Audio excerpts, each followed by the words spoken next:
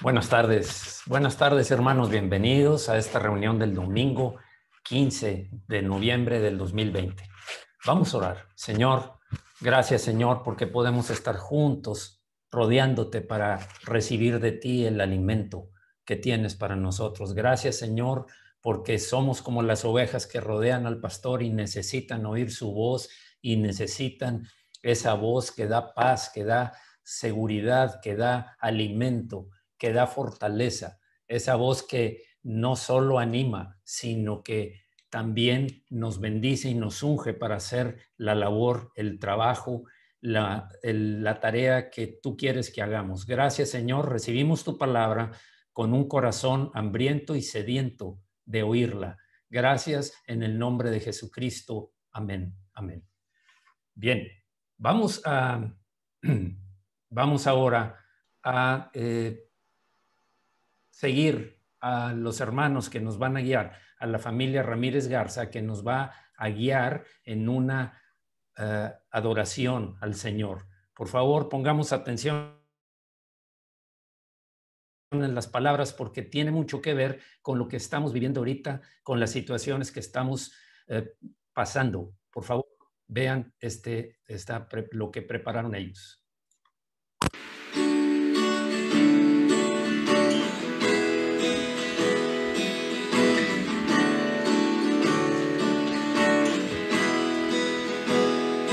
Todo cae a mi alrededor, su oscuridad cubre mi interior. Tú permaneces, tú eres fuerte. Cuando el dolor llega al corazón y el temor nubla mi visión, tú permaneces, tú eres fuerte, confío en ti, Dios, eres siempre fiel, no temeré, tú cuidarás de mí, nada se escapa de tu control. Nada es más grande que nuestro Dios.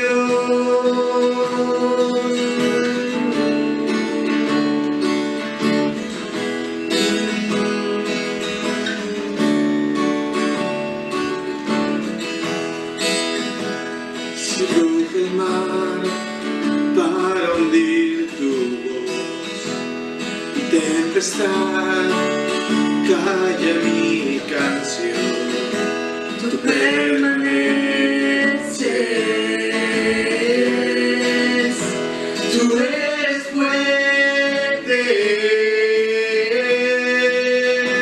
confío en ti, Dios, eres siempre fiel, no temeré.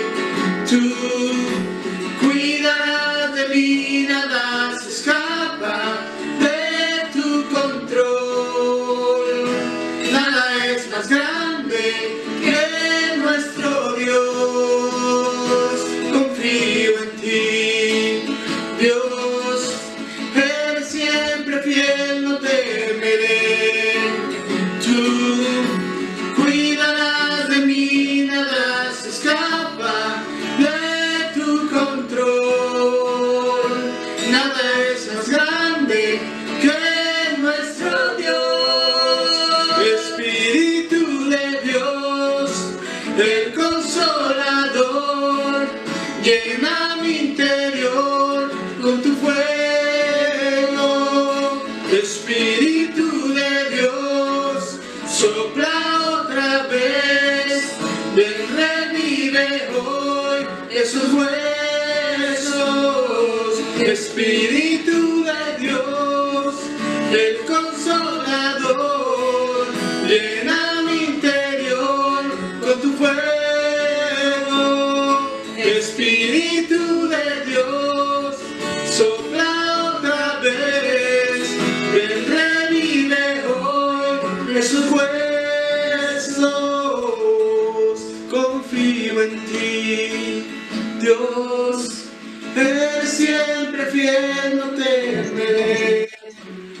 tú cuidarás de mí, nada se escapa de tu control. Nada es más grande que nuestro Dios.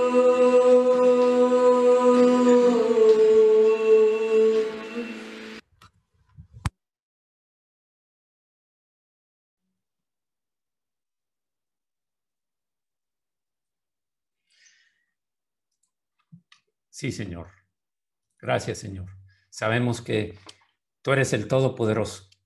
Andemos, pasemos, enfrentemos lo que sea, siempre tú estás ahí, Señor, porque tú dijiste, no te dejaré ni te abandonaré. Tú eres el Todopoderoso. En toda la Escritura se habla de tu poder, de tu gracia, de tu misericordia y sobre todo de tu amor, Señor. Tú dijiste, no te dejaré ni tampoco te abandonaré. Aunque pases por las aguas, no te anegarás, y aunque pases por el fuego, no te quemarás. Gracias, Señor, porque sabemos que tu Espíritu está en nosotros y nos advierte, nos defiende, nos instruye, nos enseña. Gracias en el nombre de Jesucristo por el mensaje que tienes hoy, Señor.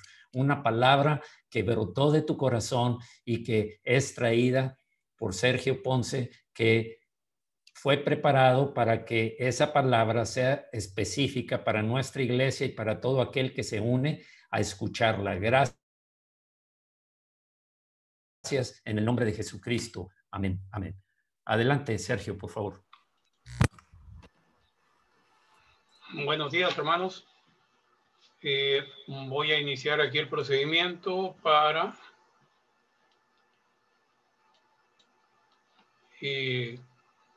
buscar compartir la pantalla que tenemos aquí en casa. Creo que ya estamos completos. ¿Sí se alcanza a ver? Sí. Perfecto. Muy bien, ya estamos aquí, hermanos. Buenos días. Permítanme un segundito, falta algo. ¿Ya? ¿Ya estás viendo, Mauricio? Sí se ve, pero ahí viene adelante. Ahí está, ya está. Muy bien, ya estamos aquí, hermanos. Buenos días. El día de hoy vamos a ver un tema un poquito fuera de lo normal, de cómo sería una predicación. El Señor me puso a compartir cuatro reflexiones sobre nuestra relación con Dios, basado en 4 diferentes pasajes de la Escritura. Y esto nació de algunos audios que me llegaron de parte de algunos hermanos y consideré que podría ser edificante y ser de utilidad para la iglesia compartirlos. Vamos a empezar con la primera reflexión, ¿no? El tema pues se llama 4 reflexiones sobre nuestra relación con Dios y vamos a empezar con la primera reflexión que está basada en la escritura de 1 de Juan 4:19, que dice, nosotros le amamos a Él porque Él nos amó primero. Y lo que sucede es que con más frecuencia de la que uno quisiera, nos encontramos personas, cristianos, convertidos, cristianos inclusive, que pueden tener algún tiempo ya en el Evangelio, que presentan un cierto grado de frustración, puede ser alto, puede ser mediano, puede ser bajo, y que de alguna manera están buscando tener un encuentro diferente de lo que han vivido hasta la fecha con Dios. Y de repente están en una etapa como que de desilusión y llegan a expresar cosas como la siguiente, ¿no? Yo lo busco, trato de agradarle en todo, pero no, como que él no me contesta. Es como si no me escuchara. Es como si Dios no estuviera ahí. Es como si no me amara.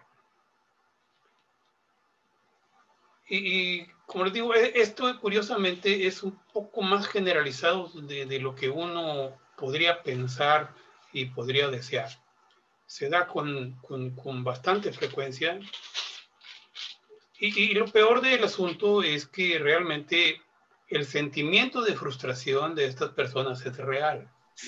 No estoy diciendo que el motivo sea real, pero el sentimiento, lo que ellas perciben de la situación que están viviendo, para ellos lo ven como una cosa real. Pero la verdad es que esto no tiene nada que ver con la falta de una respuesta de Dios, sino que hay un concepto errado que se ha formado y que se ha permeado a través de la iglesia y que de alguna manera ha tomado un lugar relativamente prominente entre la gente y que, como les digo, está más generalizado de lo que uno pudiera pensar o desear. Y es que lo que sucede es que muchos creen, o creemos, podríamos decirlo así, que Dios es más parecido a nosotros que al Dios que describe la Biblia. ¿Qué quiero decir con esto? Pensamos que Dios es una persona selectiva en escoger con quién Él se va a relacionar. Muy parecido al pensamiento humano.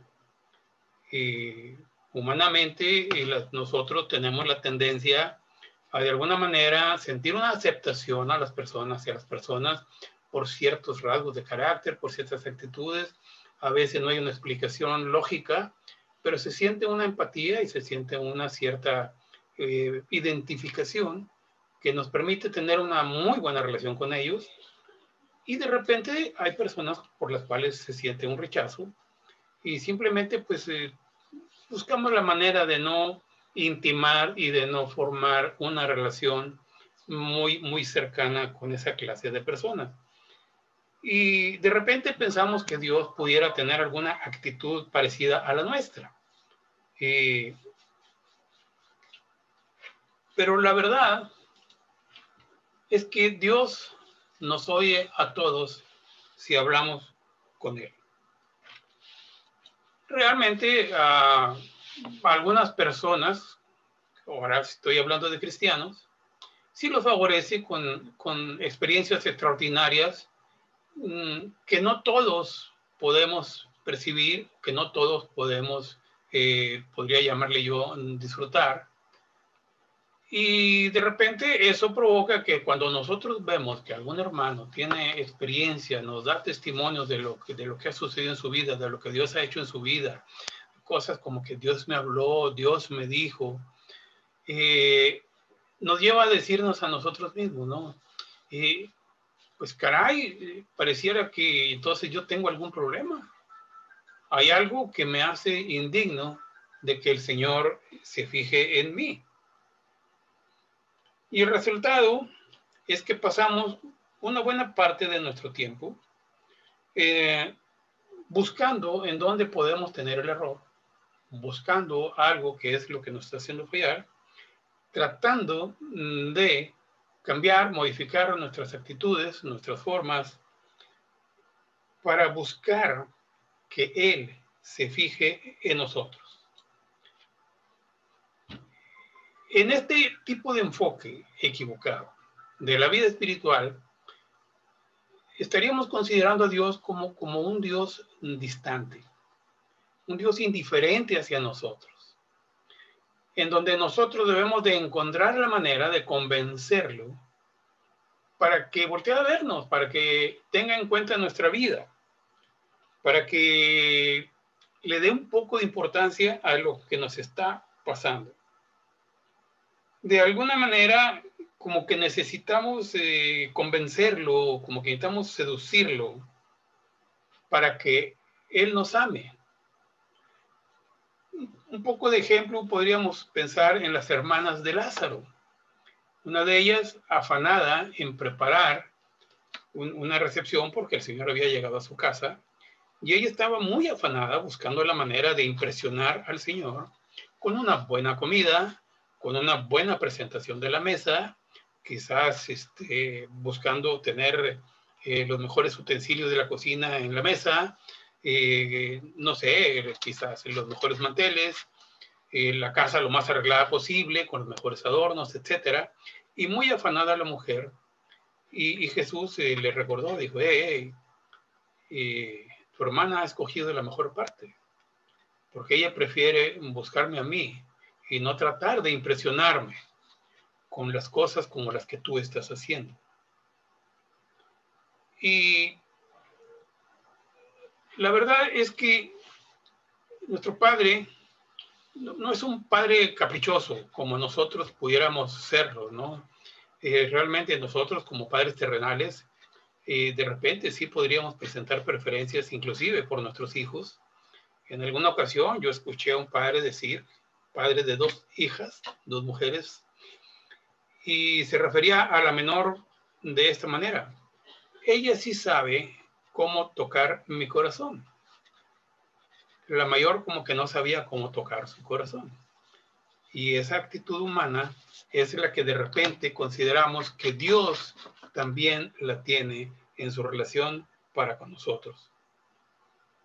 Pero la verdad es que Dios tiene un interés muy diferente. Dios espera que nosotros lo estemos buscando de una manera continua y que nosotros podamos traer a su presencia realmente nuestra percepción real de cómo Él es. Dios anhela que nosotros le manifestemos nuestro amor hacia Él, anhela nuestra presencia, Él anhela que nosotros continuamente estemos yendo delante de su trono, y Él anhela también participarnos y entregarnos la bendición que ha preparado para nosotros sus hijos. Recordemos que Dios ha aderezado mesa delante de nuestros angustiadores. Y realmente Dios no necesita que nadie lo convenza para hacer esto. Tan sencillo, porque como nos dice el versículo del cual hemos tomado esta pequeña plática, Él nos amó primero. Y esa es la razón por la cual nosotros le amamos a Él. No fue iniciativa nuestra, fue iniciativa de Él. En el Evangelio de Juan 15:16 lo expresa con muchísima mayor claridad y definitivamente muy contundente. No me elegisteis vosotros a mí, sino que yo os elegí a vosotros. Y os he puesto para que vayáis y llevéis fruto y vuestro fruto permanezca, para que todo lo que pidierais al Padre en mi nombre, Él os lo dé. Entonces, ¿qué es o qué nos demanda este cambio de visión o este cambio de enfoque en lo que nosotros hemos estado haciendo, tratando de convencer a Dios que voltee a vernos? Realmente, ¿qué es lo que necesitaríamos nosotros hacer para conseguir que Dios nos escuche? La realidad es que Dios escucha. Hay una muy grande cantidad de versículos en donde nos garantizan que Dios escucha. Con mi voz clamé a Jehová y Él me respondió desde su monte santo. Clama a mí y yo te responderé con grandes y maravillosas cosas que tú jamás has visto en tu vida. Todo lo que pidiereis al Padre en mi nombre, yo lo haré. Entonces, ¿qué es lo que tendríamos realmente que hacer? ¿Qué tendríamos que cambiar en lo que estamos haciendo para dejar de sentir esa frustración de que Dios no nos oye? Y bueno, que nos relajemos un poco y dejemos que Él nos ame. Esta expresión de dejar que Él nos ame es un poco rara quizás, pero la verdad es esta, ¿no? Hay personas que simplemente no se dejan amar. Yo no sé si algunos de ustedes habrá conocido o habrá tenido relación con algunos de ellos, pero hay personas que no se dejan amar. Rechazan a quienes tratan de demostrar afecto y amor hacia ellos, a veces incluyendo al Señor. Por más que el Señor los ame, no se dejan, porque piensan que para recibir algo es necesario dar algo a cambio. Esto es lo que decíamos al principio. Tenemos una percepción de Dios como si Dios fuera más humano que divino, que si fuera más parecido al ser humano, que realmente al Dios que describe la Biblia. Dios no piensa, no siente, no toma decisiones basado en las mismas circunstancias que las que nosotros lo hacemos. De manera que hay personas que sí lo hacen. Por más que el Señor los ame, no se dejan porque piensan muy humanamente que para recibir algo nos van a pedir quizás algo a cambio. Es un intercambio de favores. Y de repente se tiene el temor de que vayan a pedir algo, que el Señor nos vaya a pedir algo que no estamos muy dispuestos a dar, como podría ser un cambio radical en nuestra vida, como podría ser tener que renunciar a cosas a las que yo no estoy dispuesto a renunciar, o al revés. Para dar algo, necesito saber primero qué es lo que me vas a dar tú, a ver si me conviene. Y esta actitud es la que de repente lleva a las personas que muestran estos rasgos de carácter a simplemente no dejarse amar. Son personas que siempre están a la defensiva, son personas que siempre están viendo a ver con qué intención vienes tú de allá para acá. Y basado en eso, han tomado una actitud realmente fría, realmente cortante, realmente se distancian de las personas, aún de los que los estiman, aún de los que los aman. Y su relación con Dios es muy parecida. Entonces el consejo es, déjate amar. Simplemente déjate amar. Cuando nuestros esfuerzos se relajen en buscar de convencer a Dios de que voltee a vernos, de que nosotros somos también importantes, igual que aquel hermano que tiene experiencias espirituales muchísimo, muy fuertes. Entonces vamos a empezar a darnos cuenta de que el Señor ya nos ama. Ya nos ama. Y realmente nosotros no necesitamos hacer mucho porque simplemente Él nos amó primero. Él nos eligió a nosotros y no nosotros a Él. Dios no puede ser conquistado por la fuerza, ni lo vamos a convencer tratando de demostrarles que nosotros también somos dignos de que Él voltee a vernos y de que Él nos trate igual que trata a todos los demás consentidos, entre comillas, que nosotros vemos a nuestro alrededor. Así que el consejo esta mañana sobre esta primera reflexión es: no te esfuerces tanto por tratar de convencerlo de que el Señor te ame. Simplemente déjate amar. Él ya te ama y nosotros le amamos a Él porque Él nos amó primero.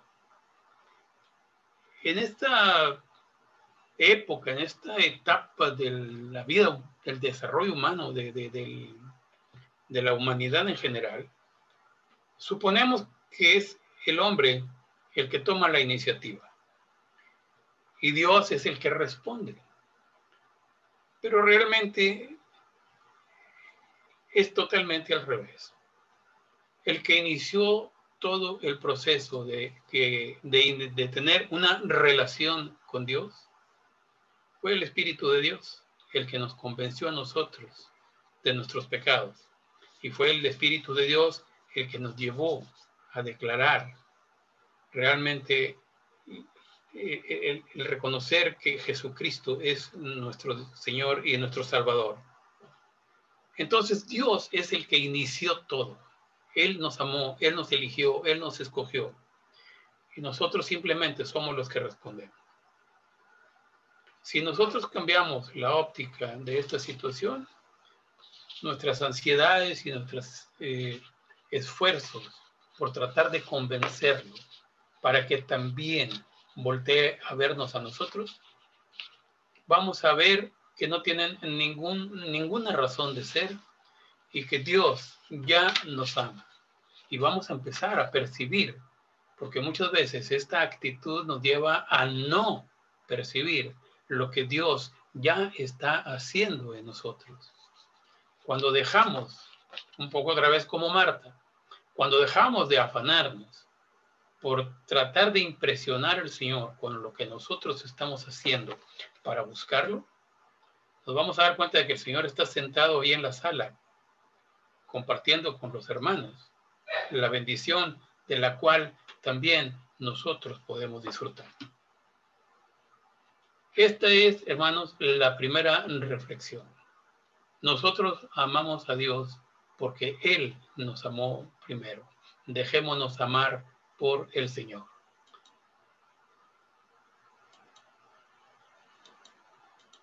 Bien. La segunda reflexión. También espero que sea así breve. Y es esta. Segunda de Corintios 12:9. Y me ha dicho, bástate mi gracia, porque mi poder se perfecciona en la debilidad.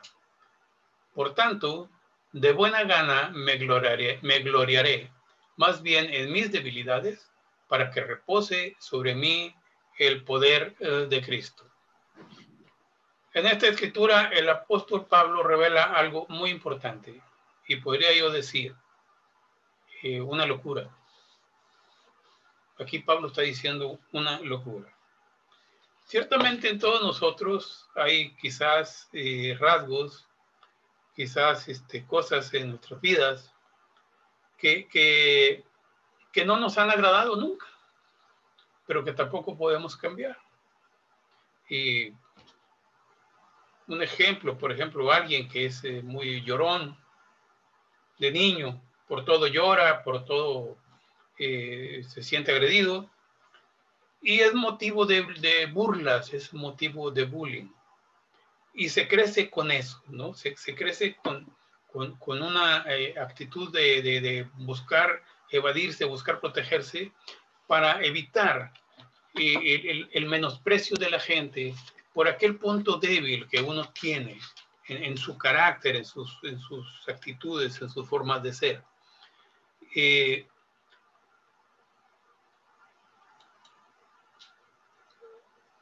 Existe esa tendencia en el ser humano a esconder sus debilidades. Estamos tristes, pero ponemos cara de alegría porque se supone que un cristiano no puede estar triste. Deseamos llorar, pero contenemos nuestras lágrimas porque se supone que un cristiano siempre debe estar gozoso. Nos sentimos muy cargados, pero aparentamos estar en control de todo porque un cristiano debe de saber que si está muy cargado, debe de llevar sus cargas y dejarlas delante del trono de nuestro Dios. Lo hacemos, pero como quiera, traemos el morral encima.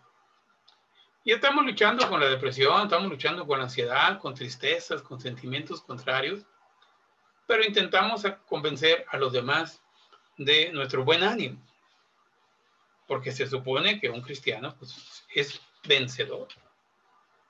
Y entonces la depresión y la ansiedad no tienen razón de ser en nuestras vidas.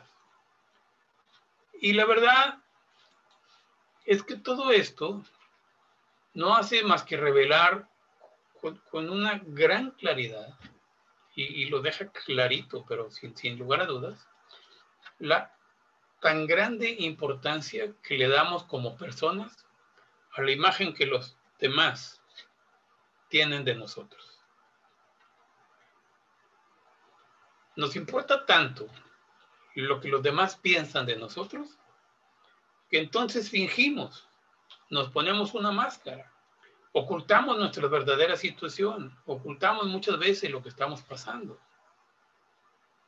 He conocido personas que están enfermas y que se niegan a recibir una oración porque como que se sienten humillados o como que se sienten ridiculizados el saber o que los demás se den cuenta de su enfermedad. Porque se supone que un cristiano no debe estar enfermo. Deseamos que nos vean como triunfadores, como personas que caminan siempre en victoria y que caminan con una seguridad hacia unos objetivos muy claramente definidos en sus vidas. Y entonces, por esta razón, nos resistimos, pero y buscamos de cualquier manera evitar revelar estas cosas que muestran nuestra verdadera condición, que somos frágiles, que somos débiles. Por eso decía al principio que la declaración que hace Pablo realmente suena a una locura, ¿no?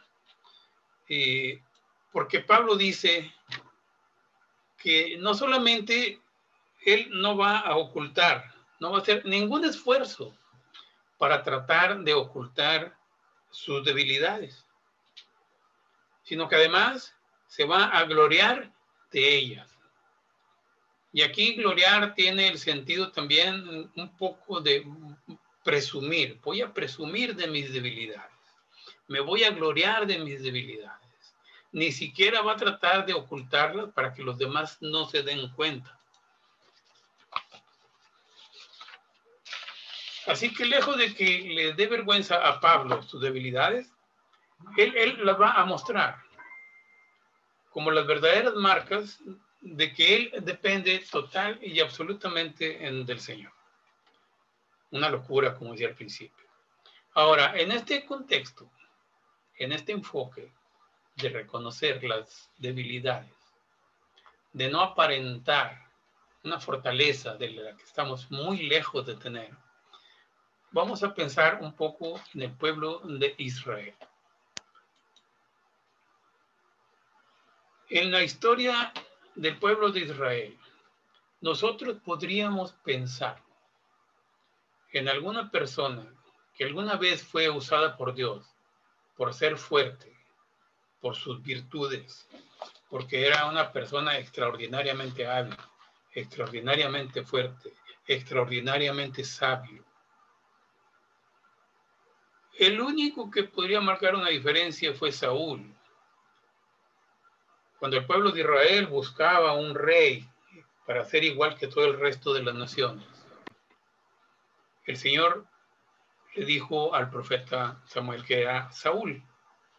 Y la descripción que nos hacen de Saúl, pues realmente impresiona, ¿no? Era un hombre alto. Dice la escritura que de los hombros para arriba sobrepasaba a todo el pueblo.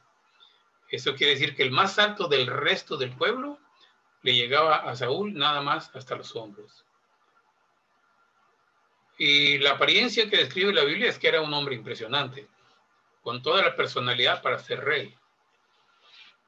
Y entonces el pueblo de Israel se dejó ir con esta impresión, un hombre alto, bien parecido, como lo escribe la Biblia, con todas las apariencias de que él era el rey que podría sacar adelante a Israel. Y sabemos lo que sucedió con Saúl. Fue un total y absoluto fracaso. Pero pensemos en grandes personajes. Abraham. Abraham era un anciano incapacitado ya para procrear hijos. Eso lo dice Génesis 17:17. Pero fue escogido por Dios. Y él fue el fundador del pueblo de Israel. Hasta la fecha, el padre de Abraham, de Isaac, de Jacob, lo usan para referirse a Dios. Aún el mismo pueblo judío. El padre de la fe. Pero era un anciano cuando Dios le dio un hijo. José, el héroe que fue utilizado por Dios para preservar la existencia del pueblo de Israel. Era un esclavo y estaba olvidado en la cárcel. En Génesis 40:23 lo podemos leer.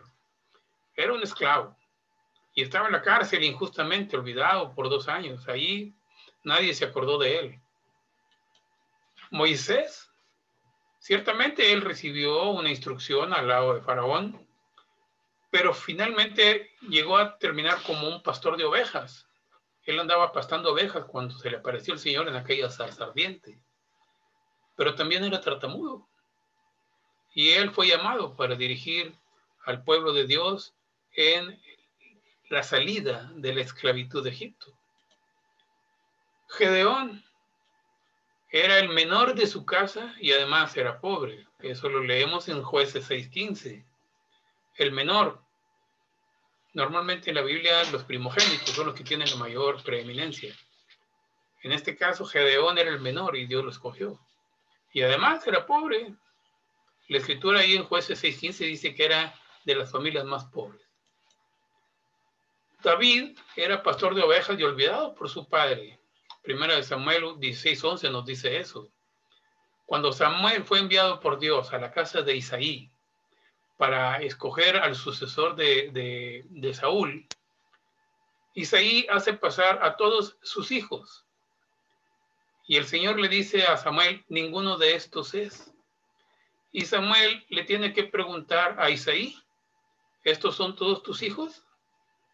Y de repente como que Isaí se acuerda y dijo, no, a ver, pero tengo otro. Es el pastor de ovejas que no está aquí, allá anda por allá en algún lado. Entonces, esa era la condición de David cuando fue ungido como rey de Israel. Nehemías era un esclavo. Nehemías 1:11, eso no lo dice. El profeta Jeremías era un inexperto. El libro de Jeremías en 1:6 así lo dice. Cuando Dios los coge, Jeremías le responde a Dios, Señor, yo soy un niño y no sé hablar. Él mismo reconoció sus debilidades, sus incapacidades. Juan el Bautista era un desconocido. Él vivía en el desierto y comía langostas. Y no son las langostas que uno conoce y que ahorita puedes ir a un restaurante de mariscos y las pides. Estas langostas eran una variedad de los chapulines. Una variedad de los chapulines que, bueno, muchos pueblos las usan como alimento. Pero finalmente podríamos decirlo, por ponerlo así, que Juan el Bautista vivía en el desierto y comía chapulines. Y él fue llamado para predicar la venida de Jesús. Los mismos discípulos de Jesús eran hombres pecadores. Y eran hombres del vulgo. Y eran hombres que no tenían absolutamente ninguna preparación. Físicamente podrían ser muy fuertes por la actividad que ellos tenían, algunos pescadores, otras actividades. Físicamente podrían ser quizás hombres fuertes. Pero el trabajo al que fueron llamados cuando Jesucristo los escogió como apóstoles, la fuerza física no tenía absolutamente ninguna importancia. Tampoco tenía ninguna importancia sus capacidades intelectuales o sus conocimientos académicos. Aquí van a ser capacitados por el Espíritu de Dios. Y el mismo Pablo era un erudito en la palabra. Era un fariseo de fariseos, él mismo lo confiesa.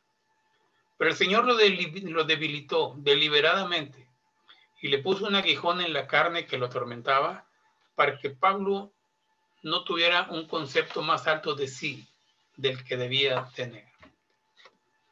Eso lo dice 2 Corintios 12:7. Y todos ellos fueron útiles porque así, en sus ignorancias, en sus debilidades, en sus inmadureces, en sus desconocimientos, en su falta de preparación académica o en su falta de preparación de cualquier tipo, ellos permitieron ser usados por el Señor. Nunca se negaron o nunca trataron de esconder sus debilidades. Al contrario, ellos las confesaban.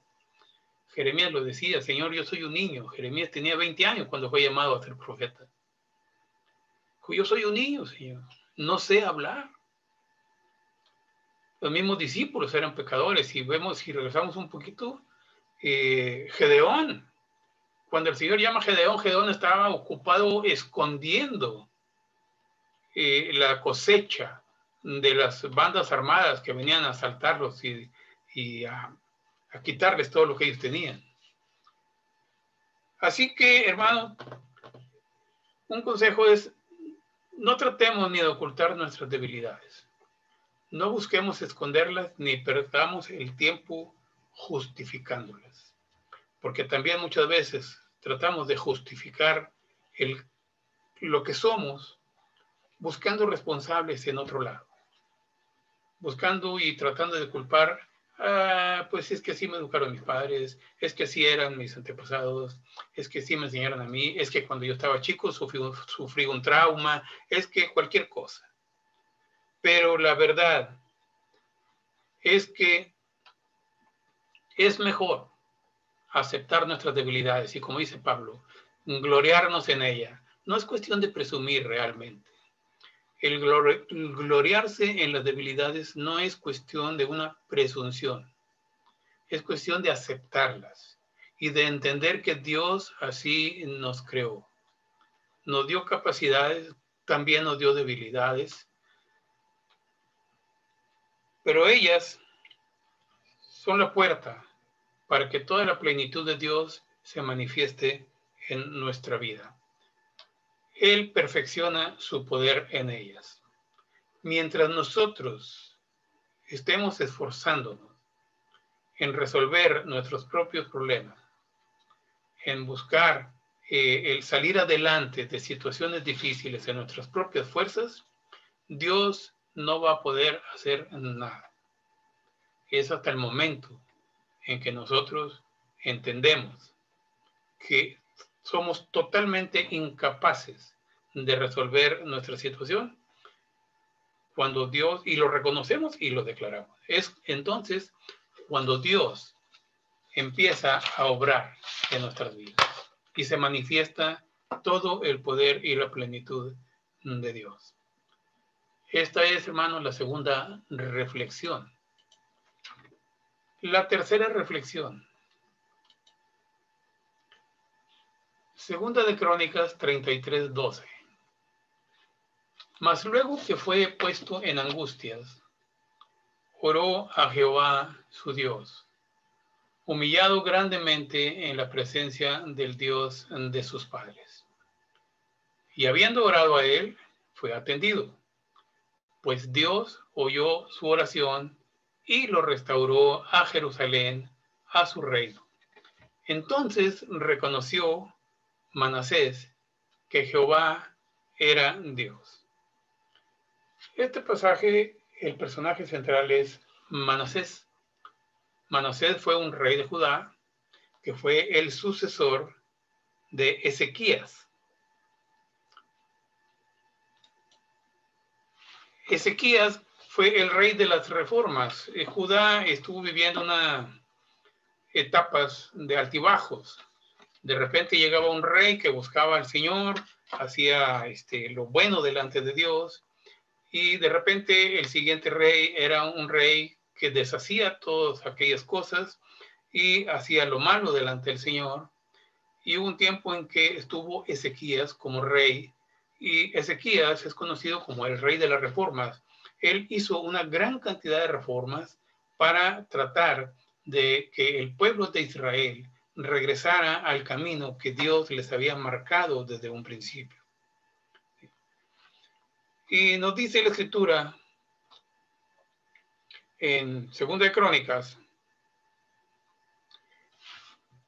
que Manasés hizo lo malo ante los ojos de Jehová. Segunda de Crónicas 33:2, el mismo capítulo, pero versículos anteriores.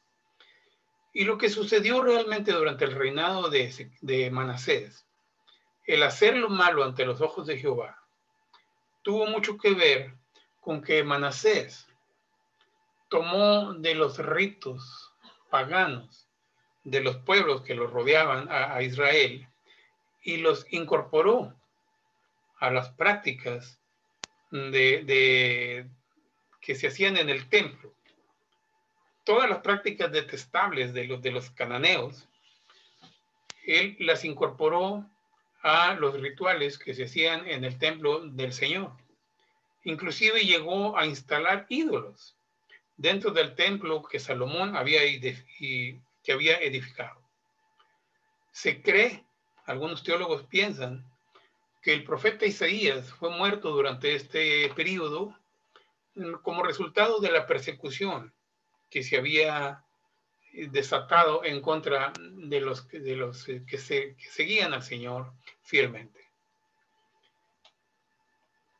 Entonces, Dios viene y juzga a Manasés. Manasés fue tomado prisionero y llevado a Nínive, era la capital de Siria. Y en aquellos años era costumbre conducir a los reyes capturados mediante un gancho que se les pasaba por la nariz o por los labios y eran jalados con una cuerda. Y ellos iban caminando jalados por esa cuerda. doloroso y humillante. Luego ya allá en el lugar de su cautividad, los reyes eran puestos a trabajar como esclavos y en unas condiciones de extrema crueldad. Esa era la vida que tenía Manasés en este momento, en donde él expresa la oración que encabeza esta reflexión. Mas luego que fue puesto en angustias, oró a Jehová su Dios, humillado grandemente en la presencia del Dios de sus padres. Y miren, habiendo orado a él, fue atendido, pues Dios oyó su oración y lo restauró a Jerusalén, a su reino. Entonces reconoció Manasés que Jehová era Dios. Durante ese periodo tan difícil de la vida de Manasés,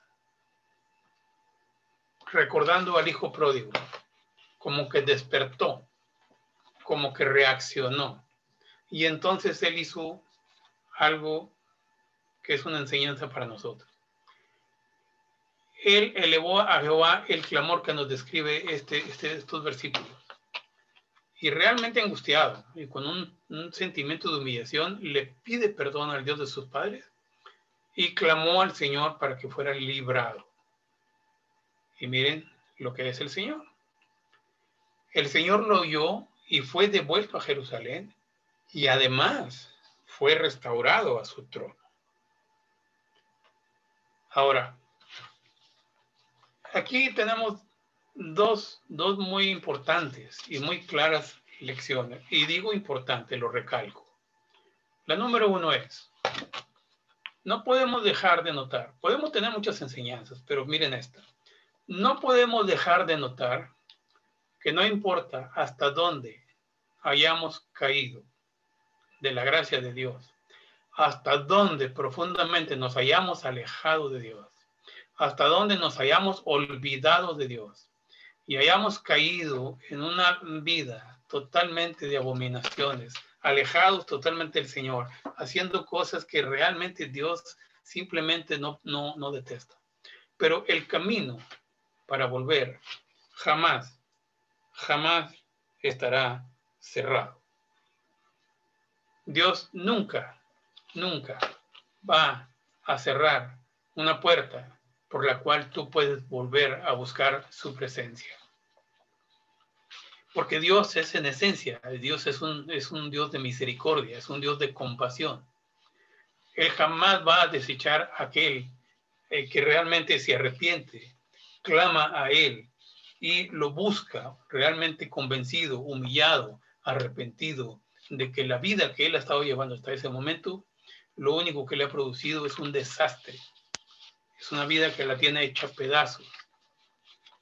Y entonces Dios nunca se va a negar a recibir a una persona por muy profundamente que haya caído en su caminar. Cuando alguien clama al Señor, realmente arrepentido en su corazón, ese clamor llega inmediatamente al corazón de Dios, aun cuando sus caminos hayan sido totalmente abominables. Lo que decía yo hace un momento. Con mi voz clamé a Jehová y Él me respondió desde su monte santo. Dios responde cuando la oración que su pueblo hace, que sus hijos hacen, sale realmente del corazón, con una convicción total y absoluta de que lo que yo he hecho en mi vida solamente ha servido para llevarme al desastre. Y que ahora yo necesito que el Señor venga y recomponga mi vida. Dios jamás se va a negar a una petición de esa naturaleza. Dios siempre estará deseoso de restaurar una relación de sus hijos con Él. Igual que el padre de la parábola del hijo pródigo. El padre estaba ansioso, deseoso, esperando que el hijo regresara. Cada vez que nos arrepentimos y nos humillamos, cada vez que usted y yo vamos al trono de la gracia, Él siempre va a estar dispuesto a intervenir para restaurarnos y para hacer a un lado incluso lo que nuestra misma maldad ha destruido. Esta es una primera lección que nos deja este pasaje de Manasés. Manasés cayó en lo peor, en una idolatría abominable totalmente al Señor. Y más siendo rey, una persona que Dios mismo había puesto para dirigir al pueblo de Israel. Y aún en esa condición de total desgracia, cuando Manasés reacciona y busca al Señor, el Señor le muestra el camino y hace lo necesario. Dios es el que hace lo necesario para que nosotros seamos restaurados. Inclusive Él restaura todo lo que nosotros mismos hemos destruido con nuestras actitudes. Y la segunda lección es que el resultado final es simplemente que Manasés reconoció a Jehová como Dios.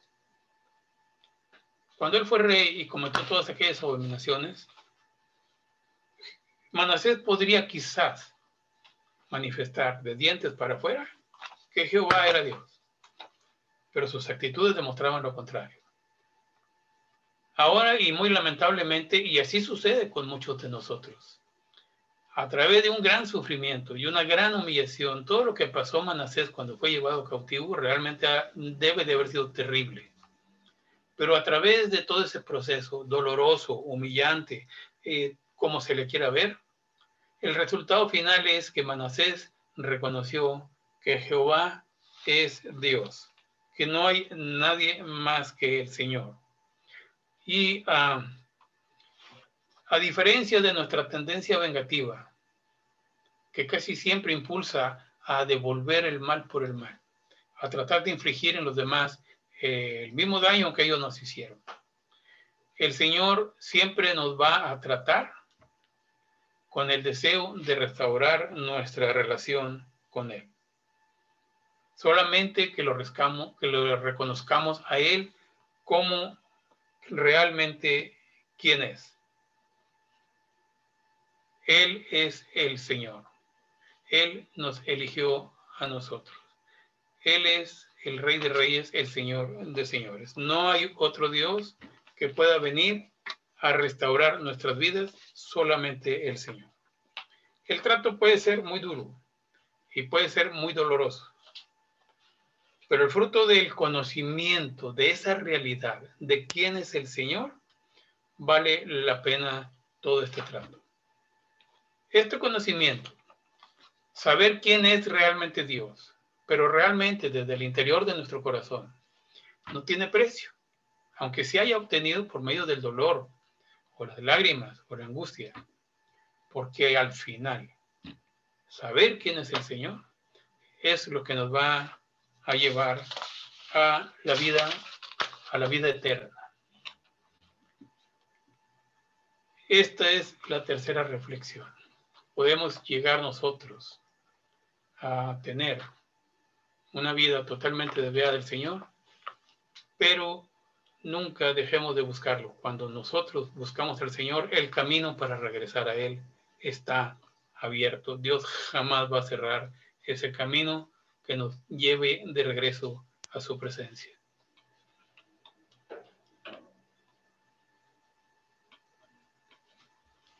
La cuarta reflexión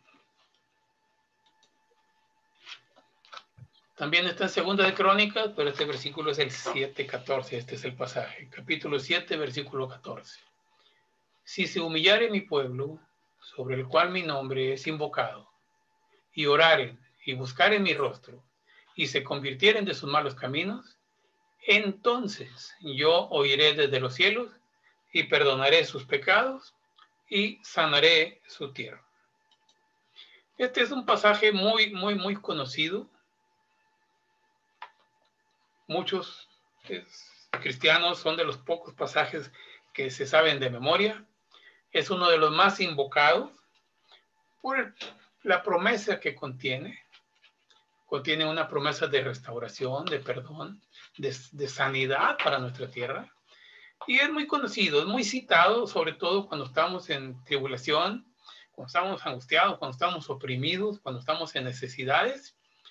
Y en estas épocas de tanta presión de todo tipo, ¿no? De tanta ansiedad que ha producido la situación sanitaria que se está viviendo, que ha repercutido en cuestiones económicas, en muchos países, sobre todo en los latinoamericanos, que también con los gobiernos que tan ineficientes e ineficaces en muchos casos, corrupciones, abusos de poder, y todo esto ha llevado a que realmente los recursos financieros de los países, recursos naturales, los recursos materiales de los países, y no solamente de los países, sino también eventualmente de los estados de cada país, de los municipios, colonias, y finalmente de las vidas personales, de nuestras vidas particulares, se han visto afectados en muchos casos, realmente afectados. Y entonces nos acordamos de este pasaje y lo oramos y lo repetimos y estamos insistiendo porque contiene esa promesa. El Señor va a oír desde los cielos y va a perdonar nuestros pecados y va a sanar nuestra tierra.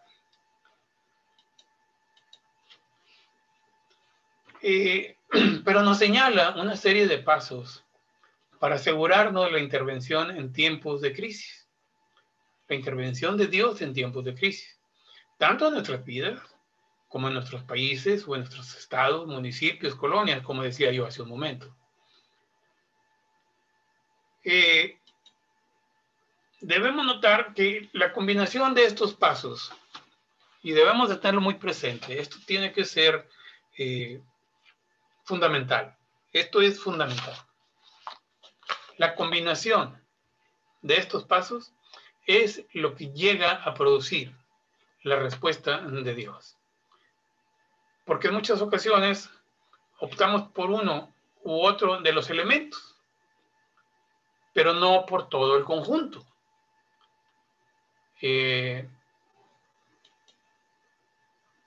Tomamos uno de ellos, uno de los 4 elementos que tenemos en esta lista, comúnmente el más fácil de cumplir, pero entonces realmente esto no tiene una eficacia, ¿verdad? No tiene un resultado, no va a producir un resultado, porque obviamente lo estamos haciendo por conveniencia y no por convicción. Por ejemplo, cuando Dios declaró que Israel andaría errante por el desierto durante 40 años, el pueblo se arrepintió, pero no fue prosperado porque su arrepentimiento no estuvo acompañado de una búsqueda del rostro del Señor. Números 14 nos señala este pasaje. Es cuando después de que fueron enviados a explorar los territorios, 12 espías, y 10 llegan con un reporte totalmente negativo. Y 2 de ellos llegan con un reporte simplemente confiado en el Señor. Ellos habían visto lo mismo que los otros espías, pero ellos iban totalmente confiados en que Dios iba a cumplir la promesa que les había hecho. Y entonces el pueblo se niega a ir a cumplir lo que Dios les había dicho, se niega a ir a una batalla en donde Dios les dice que vayan. Y entonces viene esta condenación. Van a andar errantes 40 años por el desierto, por cuanto no le creyeron a Dios. Cuando el pueblo oye eso, pues se arrepintió de no haber obedecido y de no haber ido a la batalla. Pero realmente no buscaron al Señor. Ellos van con Moisés y le dicen, bueno, ¿sabes qué? Siempre sí vamos a ir a pelear. Y Moisés le dice, no, no es así la cosa. Mejor no vayan porque va a haber una gran mortandad entre ustedes. Y el pueblo ahora se obstinó hacia el otro lado, dijo, no, pues como quiera vamos. Y sucedió lo que Moisés les dijo, hubo una gran mortandad entre ellos y fueron vencidos por los enemigos. Y el resultado fue porque ellos sí se arrepintieron de haber tomado una decisión equivocada, pero no estuvo acompañado del resto de los elementos que nos señala este pasaje. Tenemos otro pasaje cuando a través de Isaías se condena al pueblo porque se habían humillado, pero no se habían arrepentido de sus malos caminos. Eso está en Isaías 58:3.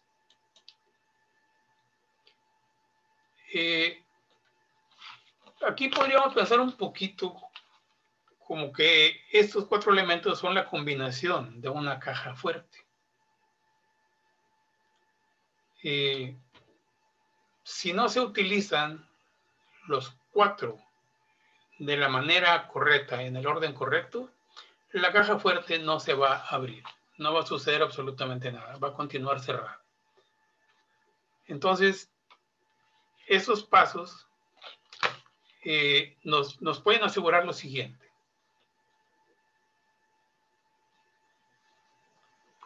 El arrepentimiento es un proceso más profundo que la experiencia de un momento.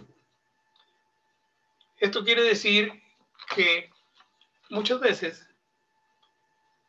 por la situación específica que estamos viviendo en ese momento, nosotros tomamos algunas de las 4 decisiones que vienen por ahí, o nos ponemos a orar, o realmente declaramos y no sé, buscamos el rostro de Dios, pero no nos hemos humillado, no hemos reconocido nuestros pecados, simplemente estamos orando, clamando por ayuda.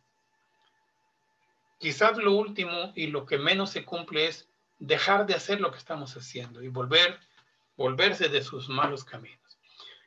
¿Por qué? Porque esto es resultado de lo que yo estoy viviendo temporalmente. Y espero que después de la oración que yo hice desesperadamente, el Señor conteste, ya pase esta época, esta etapa en la que estoy viviendo y sufriendo tanto, y después continúo viviendo igual, exactamente igual que antes. El arrepentimiento en sí es un proceso más profundo que la experiencia de un momento.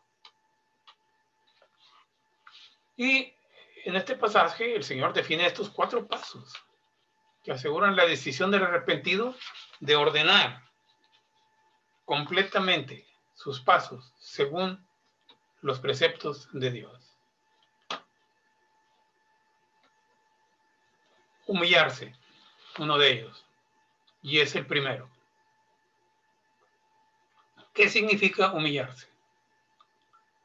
Dejar de ser soberbios, dejar de creer que nosotros podemos resolver nuestra situación por nosotros mismos, reconocer realmente que la situación que yo estoy viviendo en este momento es producto de las malas decisiones que yo tomé, porque nunca tuve la humildad de ir delante del Señor y preguntarle si realmente esto era lo que era su voluntad para mí.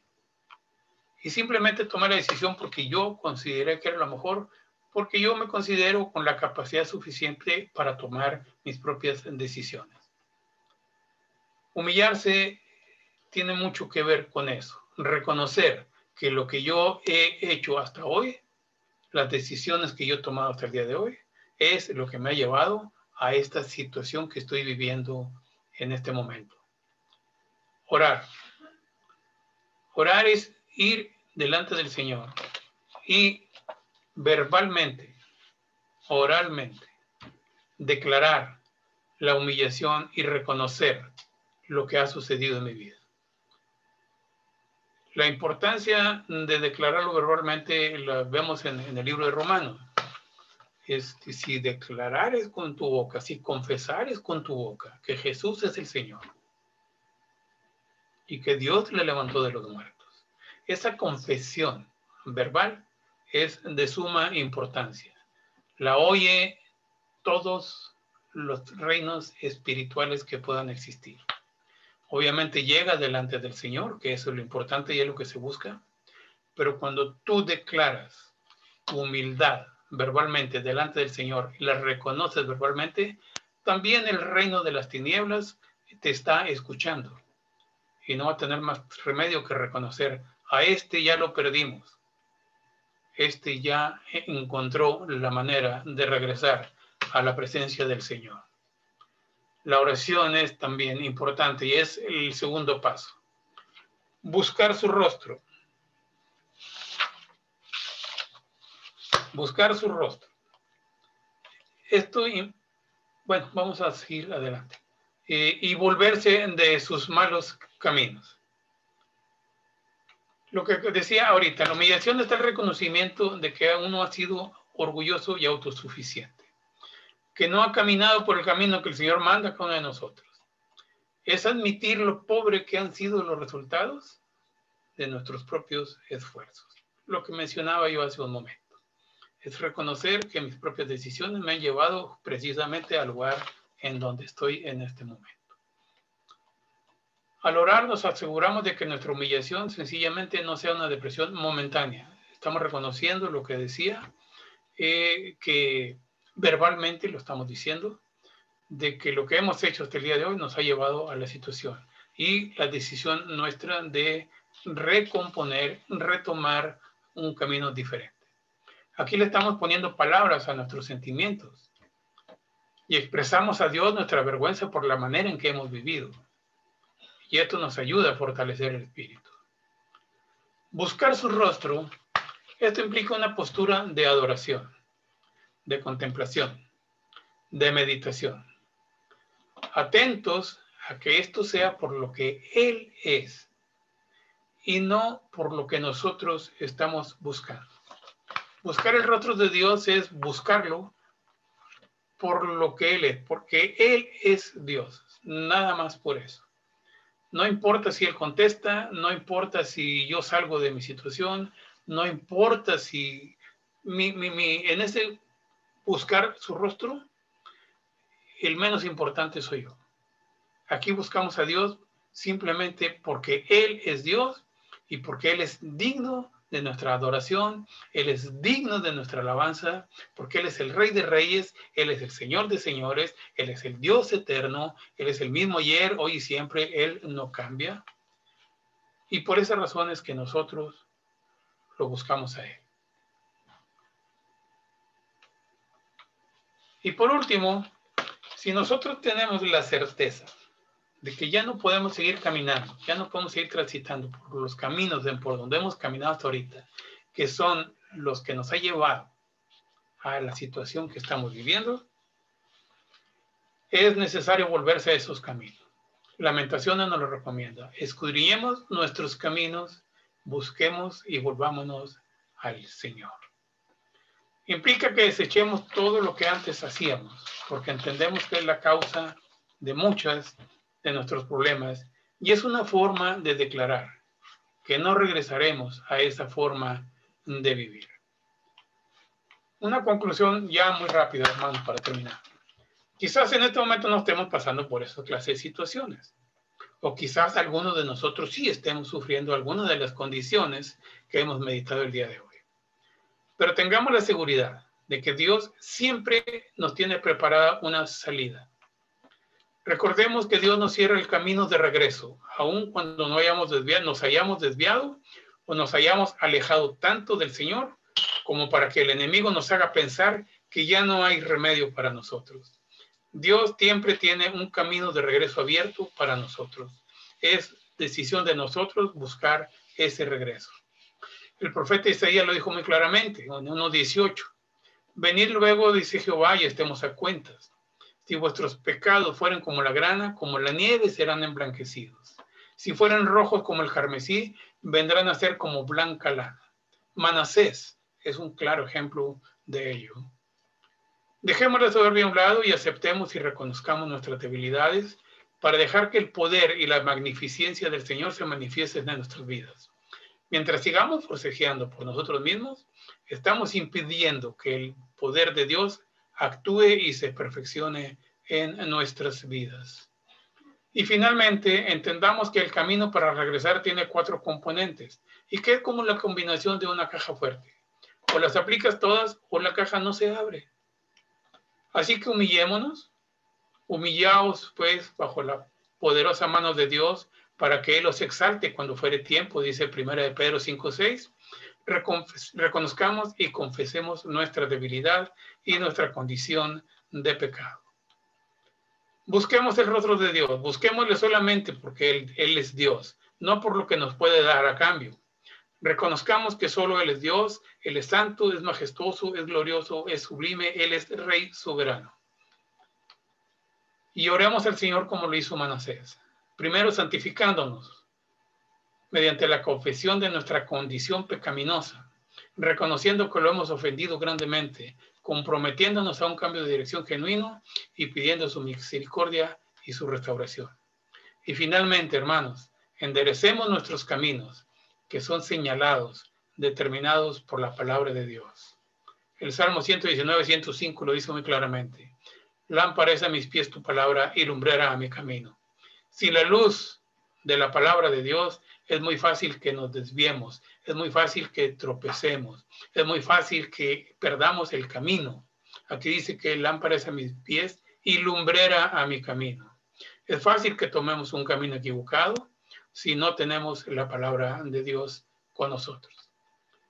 Solamente estudiando, escudriñando la palabra de Dios, es como tendremos la luz para caminar con seguridad y no desviarnos ni tropezar en nuestro caminar. Que Dios los bendiga, hermanos. Estas 4 reflexiones son las que tenía para el día de hoy. Espero que hayan sido de bendición para todos ustedes y que Dios los bendiga grandemente. Esperemos que el Señor siga siendo fiel con nosotros. Él ha sido fiel, Él es bueno. Y su misericordia nunca se ha cortado en nuestras vidas. Gracias en el nombre de Jesús. Dios los bendiga. Ahora, no sé qué hacer. Cierra la proyección, cierra el PowerPoint. Cierro la proyección. Listo. Ya está. Muy bien, gracias. Bien, gracias, Señor. Muchas gracias, Señor, porque no necesitamos hacer méritos para poder conseguir que nos ames. Tú ya nos amas de hecho, Señor. Gracias, Señor, porque no nos gloriamos en nuestras habilidades, sino al contrario, en nuestras debilidades, porque cuando somos débiles somos más fuertes en ti. Gracias, Señor. No tenemos que simular ni buscar la aprobación de la gente. También gracias, Señor, porque tú eres un Dios que cuando nos humillamos y te reconocemos, tú nos restauras a la relación contigo y restituyes lo que hemos perdido. Y finalmente, Señor, gracias por el consejo, Señor. Nos humillamos, oramos, buscamos tu rostro y nos volvemos de nuestros malos caminos. Muchas gracias, Señor, por todas estas palabras que a fin de cuentas ponen orden en muchas cosas, en muchas actividades que estamos involucrados y en muchas palabras y flujo de información que recibimos, pero esta fue tu palabra, Señor, y la tomamos en el nombre de Jesús. Gracias, Señor, por los que estás sanando ahora mismo, por tu presencia en ese lugar, a todos los que están enfermos, por los que estás buscando un nuevo ingreso, una fuente de ingreso a los que han perdido sus ingresos. También gracias, Señor, por todos aquellos que siguen fieles, dando su diezmo, Señor, en el nombre de Jesús. Gracias por todos los que están privados de su libertad física, pero han crecido en la libertad de conocerte, porque conoceréis mi palabra y mi palabra los hará libres, tú dijiste, y ellos están creciendo en esto. Por eso es que cada vez tienen más libertad en el espíritu y en su alma, en el nombre de Jesucristo. Amén. Hermanos, antes de terminar, quiero darles un anuncio que me va a hacer favor de darlo Maribel Solís, y le voy a dar el tiempo para ella. Adelante, Maribel. Sí, gracias, pastor. Buenos días a todos. Les queremos invitar, como cada año, a la recolecta o a la recolección anual que hacemos para ayudar a niños que están en estados vulnerables y en condiciones vulnerables y necesitados. En esta ocasión vamos a apoyar, ahí es un pequeño, aquí nada más déjame nada más, permítame. Ok, vamos a estar apoyando a los niños de la comunidad en Santa Catarina y también a hijos de hermanos que están en el penal. En esta ocasión vamos a estar pidiendo o solicitando su apoyo para recolectar tenis nuevos, Obviamente, pues sabemos que la modalidad ahora es esto de la entrega en el vehículo, porque evitarnos con todas las precauciones que tiene lo de la pandemia, pues vamos a tratar de hacerlo en un lugar en específico que ya les daremos los datos, y va a ser desde el vehículo, recoger los tenis, en este caso, quien esté interesado en hacer su donación. Ahí tal vez no se alcanza a ver muy bien. Aquí está. Va a ser donación de tenis nuevos, entrega desde el carro. Se pueden apuntar en este WhatsApp 811-026-2018 para poder recibir sus donaciones. Son 58 niños en el centro de Cayam y aproximadamente entre 13 y 15 niños de hijos de hermanos que están en el penal. No sé por ahí si tengan alguna duda. Yo estoy a sus órdenes en el WhatsApp que les vamos a hacer llegar este póster para que todos tengan el teléfono. Ahí me pueden buscar y los apunto. Maribel, una pregunta. Sí. ¿La entrega va a ser en tu casa? Los que quieran dar algo, aportar algo para esos niños, ¿va a ser en tu casa o en otras casas? ¿En dónde van a entregar los hermanos que quieran ofrendar? Así es. Vamos a tener 2 centros de acopio, que uno es en el área poniente, en mi casa, su casa, en Colinas de San Jerónimo, y el otro estamos viendo en el sur o en Padre Mier, que es un lugar céntrico. En Padre Mier podríamos abrir otro centro de acopio que está justamente en el centro, por la Escuela Superior de Música y Danza, muy cerca de ahí. Por ahí abriremos otro centro de acopio. Quien esté interesado en hacer la donación me puede contactar por el WhatsApp y ya les doy todos los datos. Estaríamos con ciertos días de recibir y en ciertos días y horarios para hacerlo un poco más ordenado. Maribel, otra cosa, podemos poner algo para el rumbo sur. Leslie, me está llegando un mensaje ahorita que Leslie ofrece su casa para centro de acopio. Entonces ya serían 3 puntos Muy bien. que pueden llevarlos para que no les quede tan lejos a los que quieran ofrendar. Entonces está Gracias. La casa de Leslie para recibirlo. Muy bien, con la hermana Leslie también, aquí en Colinas, y el tercer punto de centro de acopio sería en Padre Mier, en Avenida Padre Mier por la Carmen Romano o la Escuela de Música y Danza. Ahí serían estos 3 centros. Estaríamos todo este mes de noviembre recibiendo las donaciones y la primera semana de diciembre. Lo que haríamos entonces, el siguiente paso es, a los interesados, por favor, buscarme en este número de WhatsApp y ya nos organizamos uno a uno.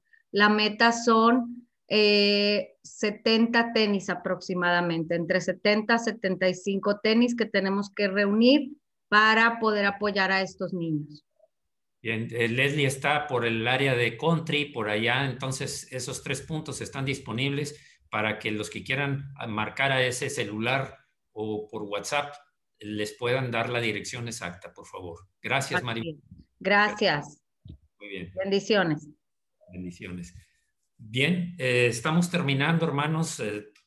El hecho de ver que alguien está en una situación crítica económica, por eso buscaron a estas personas, porque son de los más bajos recursos, y nosotros vamos a ser bendecidos cuando bendecimos a otros, porque el que da va a ser recompensado por el Señor. Que Dios los bendiga. Nos vemos el próximo domingo, si Dios quiere. Perdón, el martes hay reunión igual a las 8 de la noche y después el domingo. Vamos a terminar hasta aquí y pues les pido que ahora abran sus cámaras